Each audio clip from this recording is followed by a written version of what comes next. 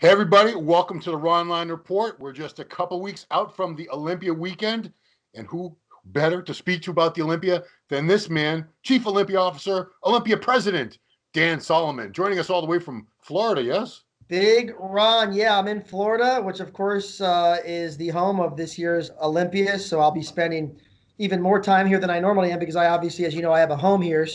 Um, but it's a nice time of year here in Florida. It's right about 80 degrees and the sky's blue, and we're loving life here right about now. But yeah, it's drinking a lot of coffee, just trying to stay awake and make every minute count because Lord knows we got some work to do. Yeah. I'm gonna try to not keep you too long because I know you have a little reorganizing to do in the next few weeks, moving everything from Las Vegas, Nevada to Orlando, Florida. Monumental task, but I'm sure you have an excellent team. Everybody working hard around the clock.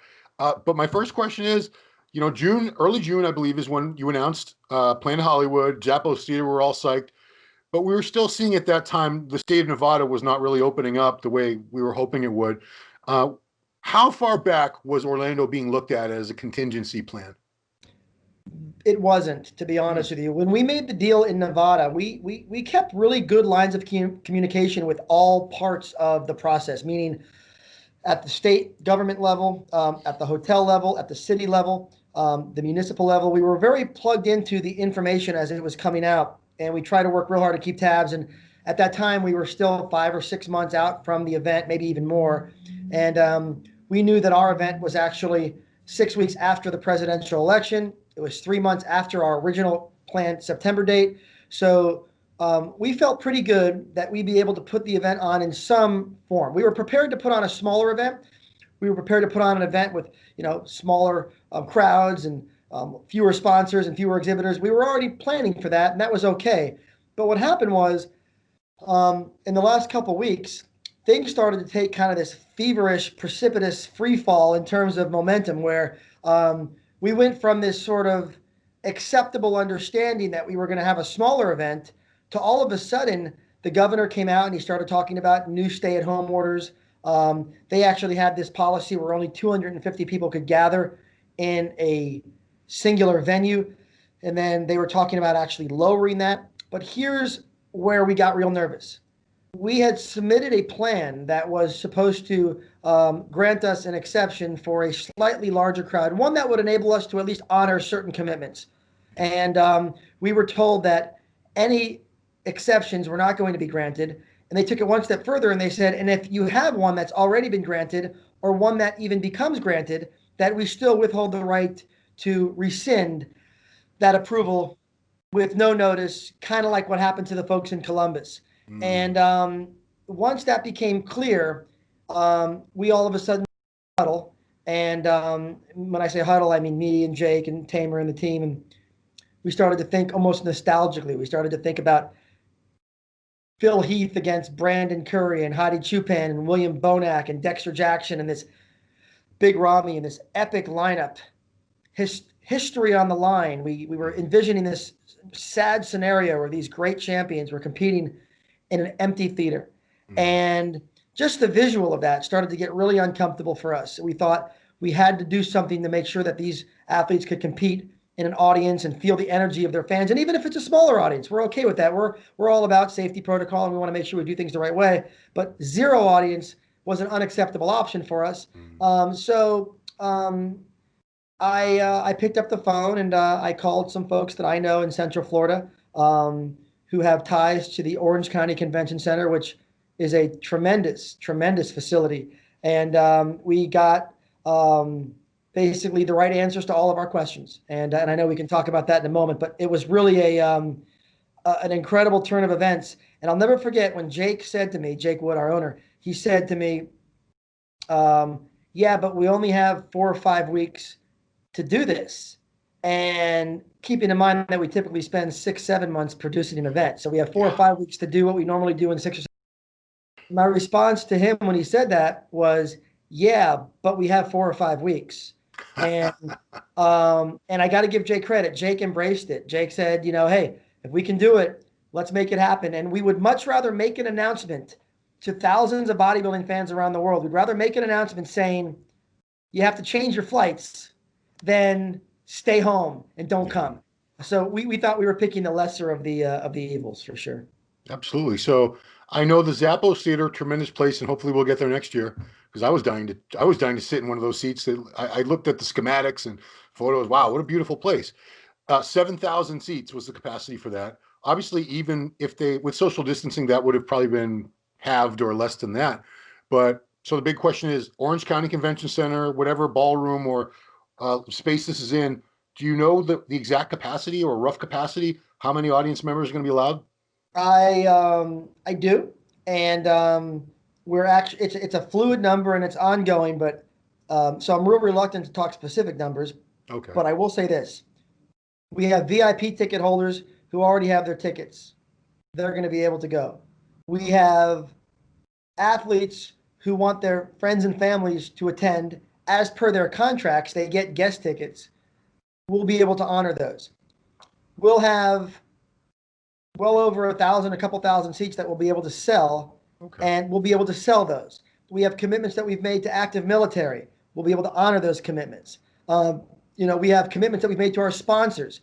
We'll be able to honor those commitments. So right now, I'm less concerned in the total number because there's a lot of different things that happen on a week-to-week basis. And what I learned from the Las Vegas experience is it's best to not commit specifics because things change. But I can tell you that the way our contract reads, the way we're building our event, the considerations we're making to safety and all that sort of thing, we are definitely in a position where we can honor all the commitments that we have and still bring in more fans. And if you're somebody around the world right now who had planned on coming to the Olympia, you can still come. Where it was looking like a real probability that we were going to have to pick up the phone and make a whole lot of phone calls and tell people to stay home, and now we don't have to do that. That's awesome. That's awesome.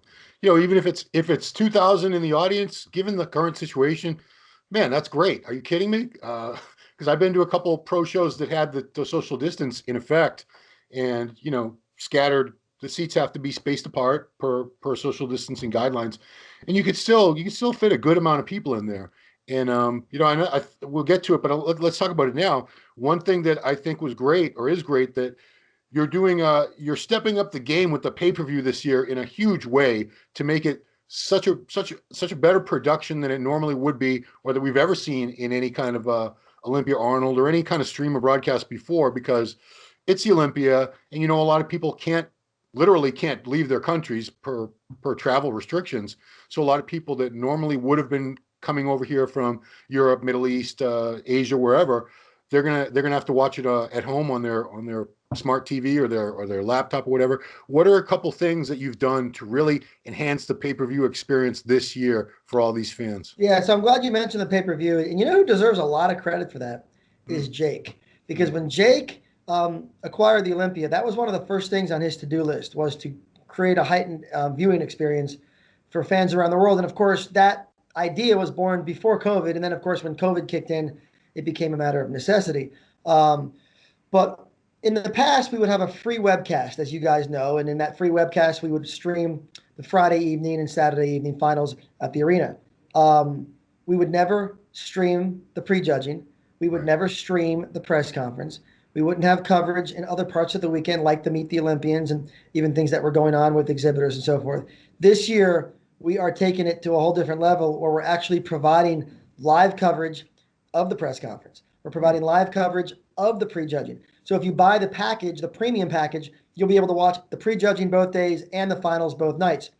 We're also doing a live stream of the amateur Olympia, which of course is of particular, appeal to the athletes' families who compete. And obviously we're in a world right now where not a lot of people want to travel if they don't have to. So we Yeah. felt it was important to basically provide the athletes with a chance to be able to send that stream home. And so there's going to be an amateur Olympia pay-per-view that's separate. That's a standalone thing. There's going to be a premium pay-per-view, which is going to allow the fans to watch the prejudging and the finals.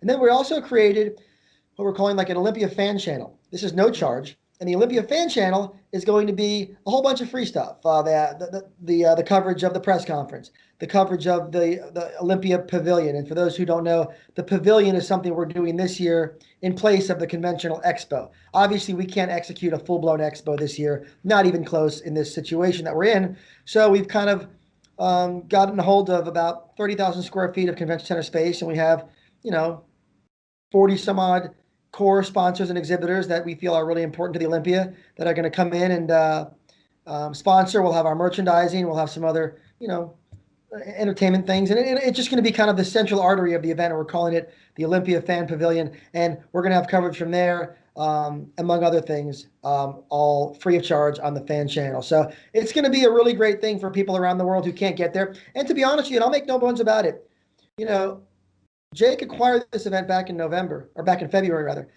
And this has been a tough thing economically, as you can imagine. We're only able to sell about 20% of the tickets that we normally would sell. We're not having a full-blown expo, which means that all those expo tickets that we normally sell, we're not. We're not selling nearly the exhibitor space. We would normally sell hundreds of exhibitor booths.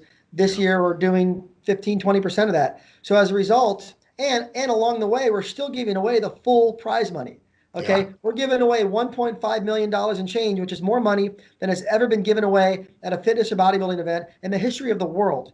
That's not hyperbole, that's real. Yeah. And so we're doing some really big things, and Jake has not taken his foot off the gas. The one thing that we're hoping that the fans can do for Jake and for the event is support the pay-per-view, because Yeah. the pay-per-view is going to be $49.95.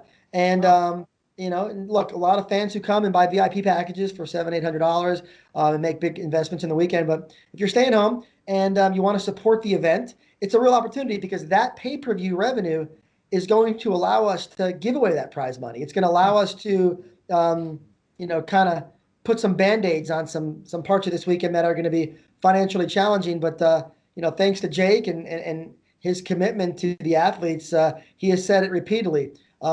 We do not want the athletes to pay the price. We want to make sure that they compete for everything that they've always competed for. So I feel very proud to work for Jake, and I think the athletes should be very proud to compete in the Olympia under Jake's ownership, because it's a very unique dynamic that he has created. And I can tell you that in a world where people are getting furloughed, fired, laid off, salaries cut, Jake is doing nothing of the sort. And I'm very grateful for that. And I hope that people out there are as well and support the pay-per-view. Yeah, that is such a reasonable price, $49.95. There have been several pro shows over the past couple months with streams that were nothing special. Couple of them were just awful, to be honest with you, and they were more money than that. So Yeah. this to get all that coverage, and that's, geez, Amateur Olympia, Meet the Olympians, press conference, judging, finals.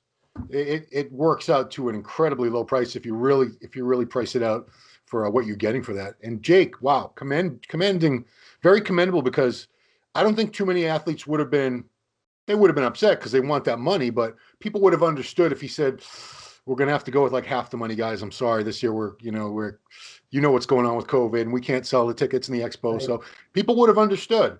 But Yeah. wow, Jake has pulled it out. I want to ask you this. I asked Sean Ray this yesterday. I want to see if you have the same answer. If AMI were still the owners of the Olympia, would there be an Olympia this year, in your opinion? It's a good question.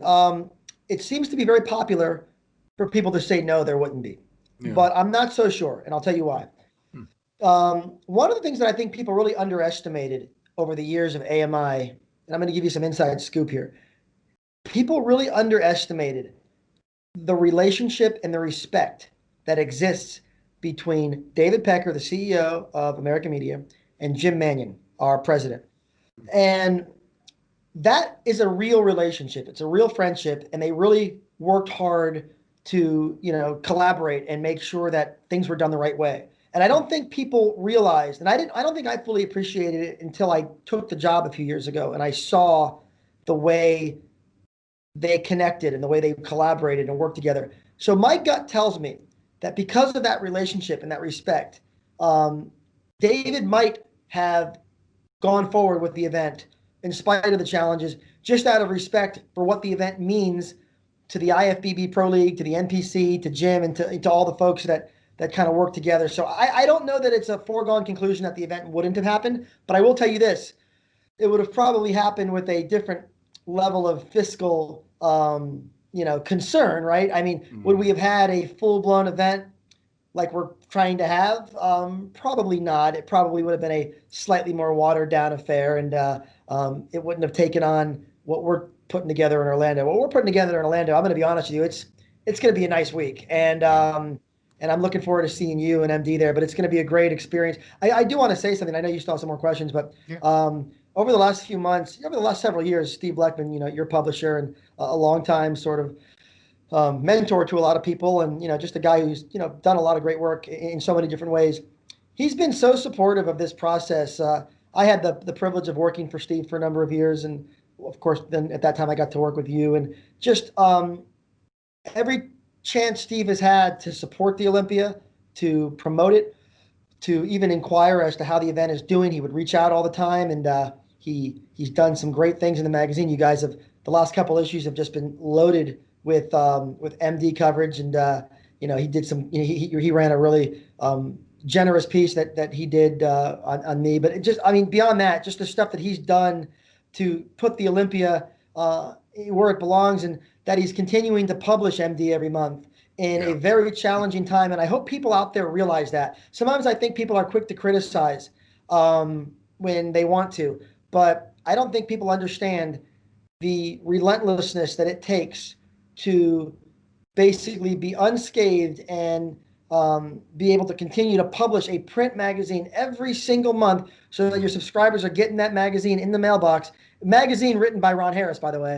I always joke with you, the magazine should say by Ron Harris on the Wow. binder every month. But I just can't say enough about that. And I just hope people appreciate what Steve means and the importance that he plays in terms of covering the event. So Steve, thank you for that if you're watching. But it's definitely it's one that we're excited to have you guys out. I really think that this year's Olympia is going to be different. It's for reasons that go beyond the size and the change of city. I think it's going to be a real sort of celebration of just how much we've all been through, and to be able to come together and see these champions crowned and see all of our brothers and sisters in the fitness and bodybuilding community. I think it's going to be pretty awesome for us all to be together, and I think it's going to mean more given what we've all gone through.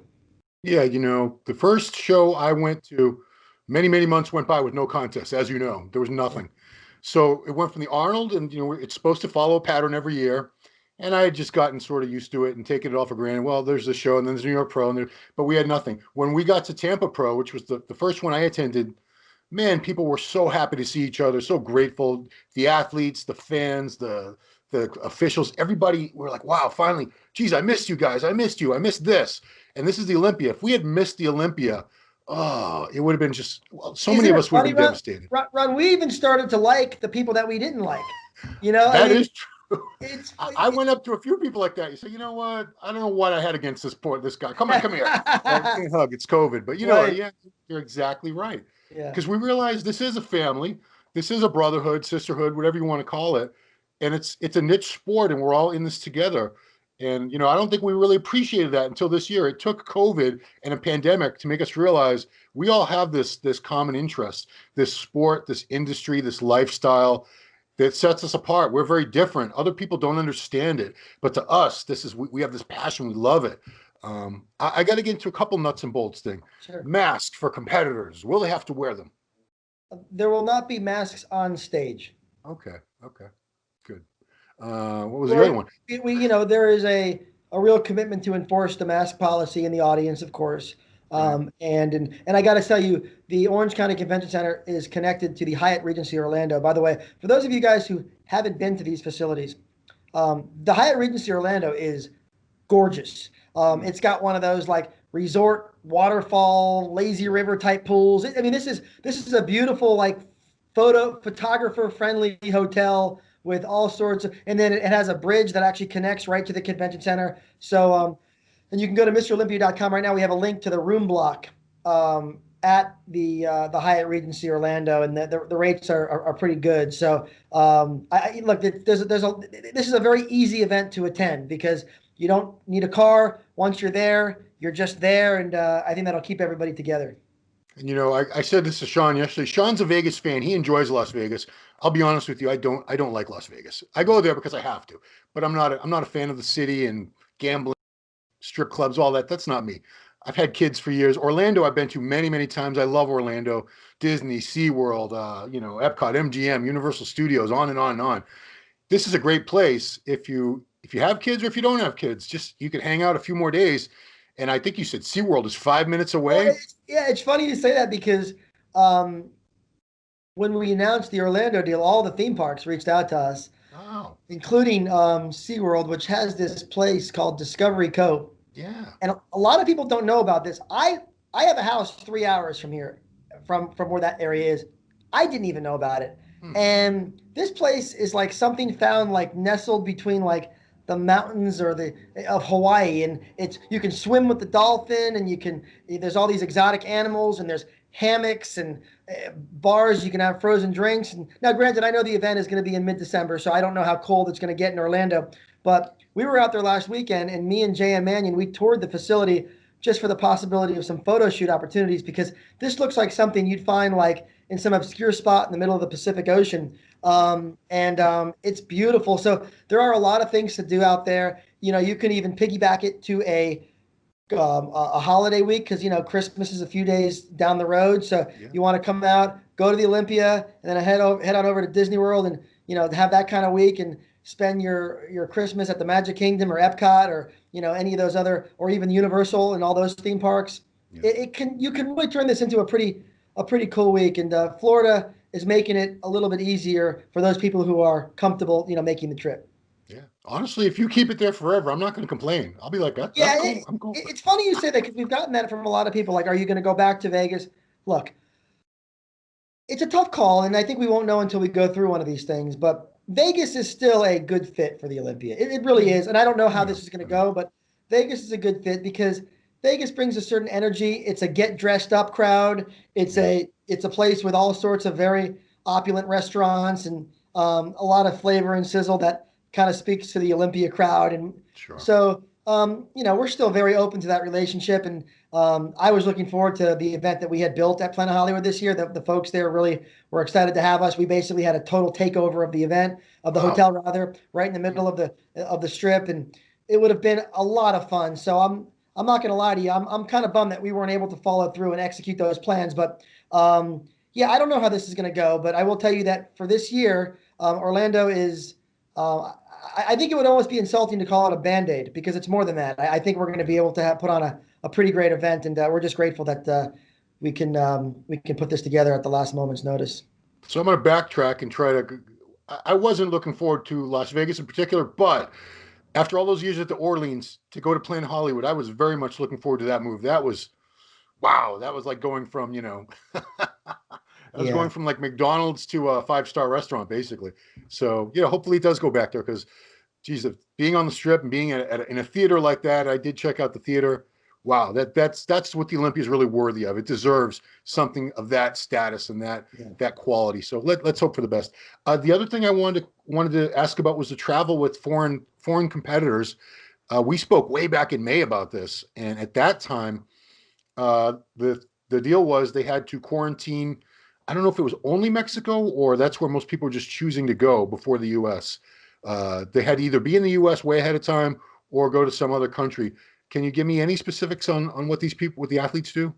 Yeah, so every area has its own protocol. There's certain lists out there, and if you're traveling from a country that's on the list, then you have to quarantine, and if you don't, then you can come straight over. And every country has its own rules. So, and they've Okay. changed a lot. And it's funny, I we have a somebody who oversees travel for us, Heather, and she does a great job.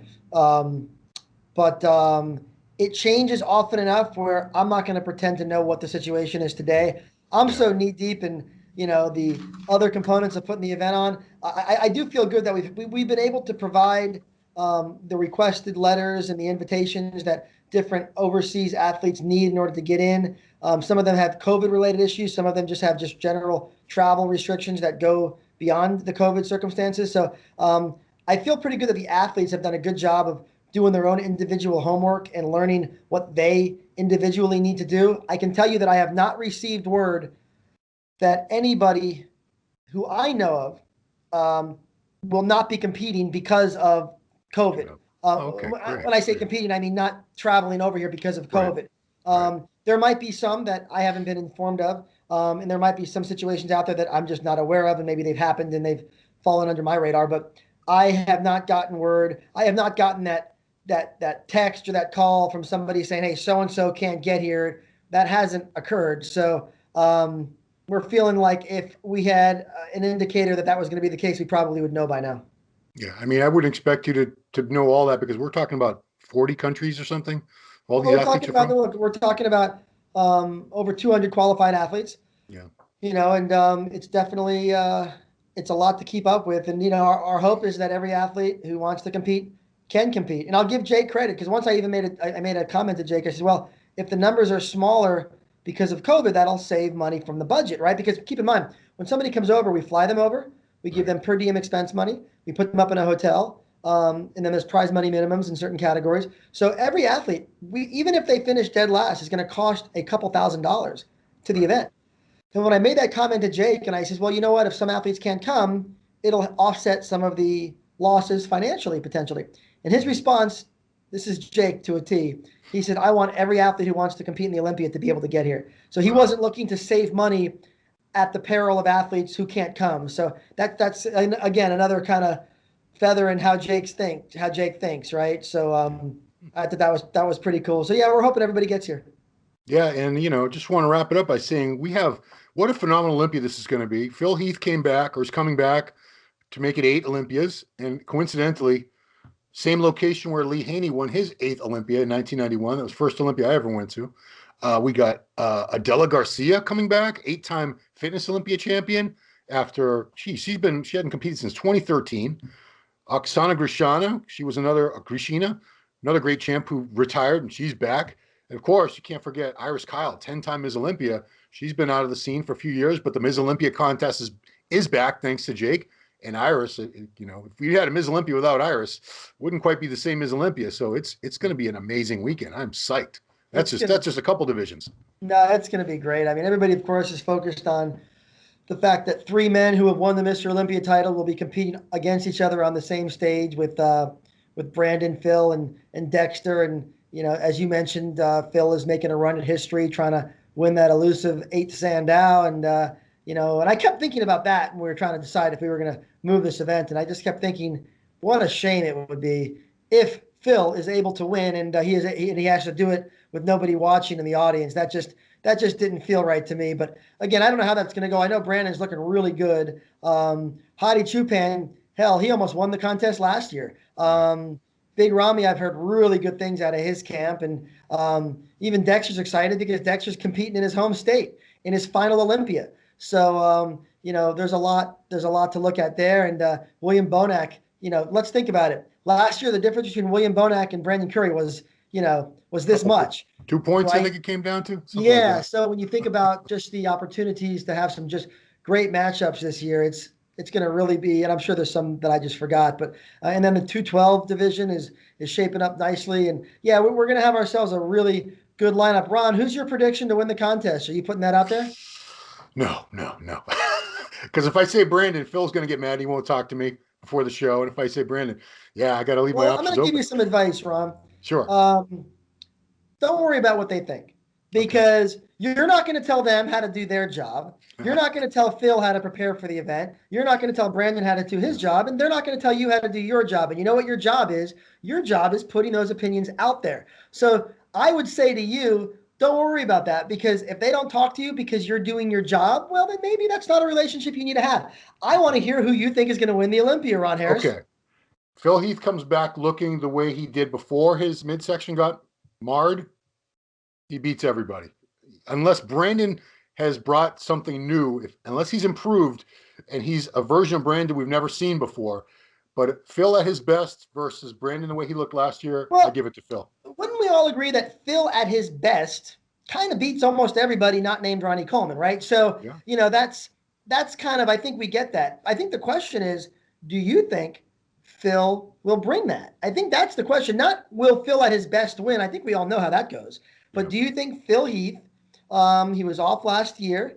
Yeah. It's been 2 years ago since he got beat. It's been 3 years since he won. Yeah. We've seen the tank top photos. He looks like he's putting it together, but of course, we don't really know how the rest of it looks.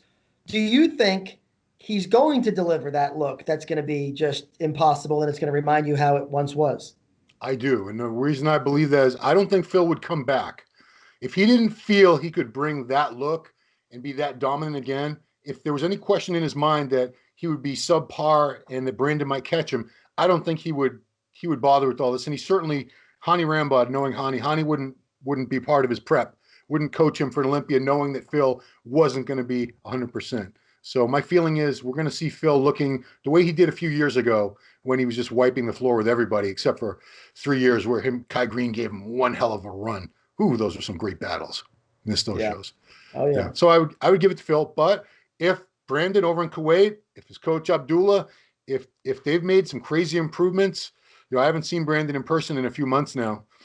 Who knows? His if you had told me 5, 6 years ago Brandon Curry was going to be Mr. Olympia, I'd be like, yeah, right. Brandon Curry's going to be Mr. Olympia. Come on. Who else? I'm not going to name any names, but it seemed ridiculous. But he Yeah. improved. He stepped his game up, and his physique is so much better. If he's done that again, Phil could have some real trouble getting number 8. Yeah. No, that's going to be great. It's so funny because I don't get to do this type of chat very often, so that's why I kind of pushed you to talk about it. Because look, I'm so knee deep in the production now and all the layers of what we do that my at my core I'm a bodybuilding fan and I love to break down the lineups and talk about it. And anytime I get a chance to do that, I always enjoy it. And these other divisions are great. It's going to be a very interesting event. I know there's been a lot of questions about tickets. The Orlando tickets are going to go on sale any day now. So my guess is by the time this airs, tickets will have either already gone on sale or it's going to be a day or two more. But we're working on it. We had to completely build a fresh seating map and get everything uploaded to go on sale. So I know you guys all out there have been patient waiting for Olympia tickets to go on sale. So make sure you keep an eye out at MrOlympia.com, and we'll hope to have some tickets available for you in the next day or two. And also be sure to get that room booked over at the Hyatt Regency Orlando and come out and take it all in. It's going to be really a weekend unlike any other. That's for sure. Yeah, so props to all you guys make it happen yourself. Jake Wood, Tamer, Heather, Angelica, Sophia, whole big team you got there working very hard these next few weeks. And everybody, please, if you can't make it, support the show, get the pay-per-view. Very reasonably priced. It's going to have so much great content. It's going to be well worth the investment. And you're supporting the show this is our Super Bowl. This is everything for us. This is what we wait all year for every year. It's the end of our season that makes it all worthwhile. Yeah. So Well, that's it. it's like I told my team in our last meeting. On one hand, we're all kind of freaked out that we have to put this thing on in 3 or 4 weeks. I guess now it's almost 3 weeks. But the good news is, in 3 weeks, this will all be over. So, so that's sort of what keeps me sane, is knowing that as challenging as this is, this will soon be in our rearview mirror, and we'll then be 12 months away from the next one. And we're certainly hopeful that next year looks a whole lot different, really for all of us in every part of life. But I just got to give a shout out to Jim Mannion and the IFBB Pro League and Tyler and their whole team, because people are quick to credit us on the production side for pulling these rabbits out of the hat. But what happens in the league, in the pro league offices there and in the NPC level to sort of create this shuffle with the schedules and to make sure that athletes and promoters get opportunities to qualify, it's really important to not lose sight of how difficult that has been during this time. And Jim and Tyler and their team have just gone over and above to make sure that as many of these events can be held in as safe a manner as possible. Many of these events were held without audiences, which means promoters put on events and they lost money, but they did so because they wanted to make sure that the athletes had opportunities to compete. And that all starts with, the work that Jim and Tyler and, their whole team, Teresa, everybody in the offices are doing to make sure that that people have chances to qualify for the Olympias. So there's a lot of credit to go around, and we're just grateful for everybody who has kept it positive for us. Cool. And everybody, where do you get the info? MrOlympia.com. Easy enough. MrOlympia.com. All the updates, everything you need right there, all kinds of links. So check that out. Dan, thank you so much for taking. I know your time is very limited in this final push as we get closer to the show. So appreciate it. And I'm very much looking forward to the show and seeing you again. Thanks, Dan. Thanks, Ron. All right, everybody. Thanks for watching the show. We'll see you next time.